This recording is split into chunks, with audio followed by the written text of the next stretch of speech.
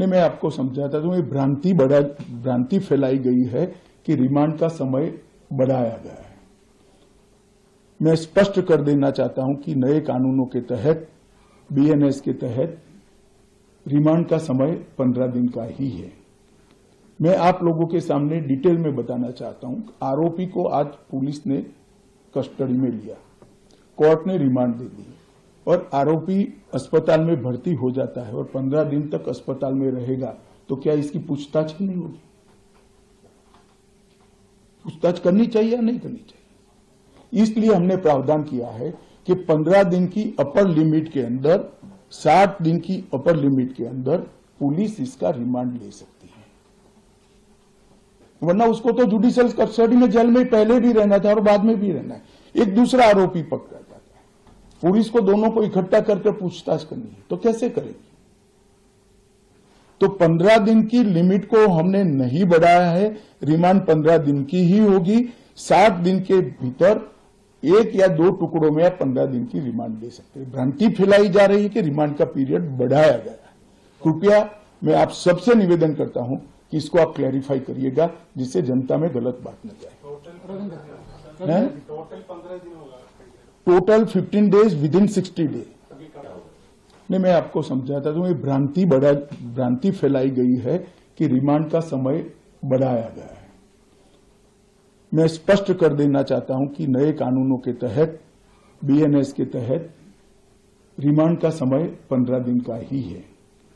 मैं आप लोगों के सामने डिटेल में बताना चाहता हूं, आरोपी को आज पुलिस ने कस्टडी में लिया, कोर्ट ने रिमांड दे दी और आरोपी अस्पताल में भर्ती हो जाता है और 15 दिन तक अस्पताल में रहेगा, तो क्या इसकी पूछताछ नहीं होगी? पूछताछ करनी चाहिए या नहीं करनी चाहिए?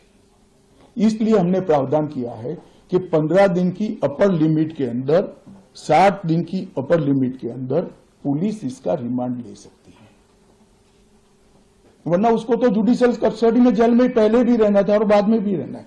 एक दूसरा आरोपी पकड़ा जाता है, पुलिस को दोनों को इकट्ठा करके पूछताछ करनी है, तो कैसे करेगी?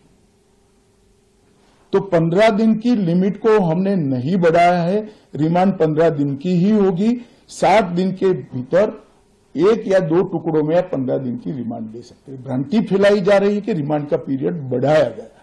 कृपया मैं आप सबसे निवेदन करता हूं कि इसको आप क्लैरिफाई करिएगा, जिससे जनता में गलत बात न जाए।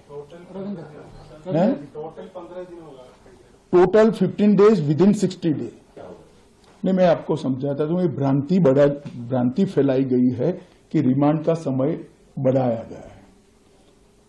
मैं स्पष्ट कर देना चाहता हूं कि नए कानूनों के तहत, बीएनएस के तहत रिमांड का समय 15 दिन का ही है।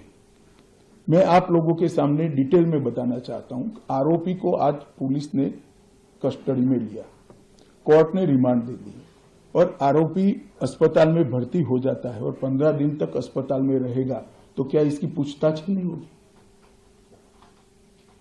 पूछताछ करनी चाहिए या नहीं करनी चाहिए?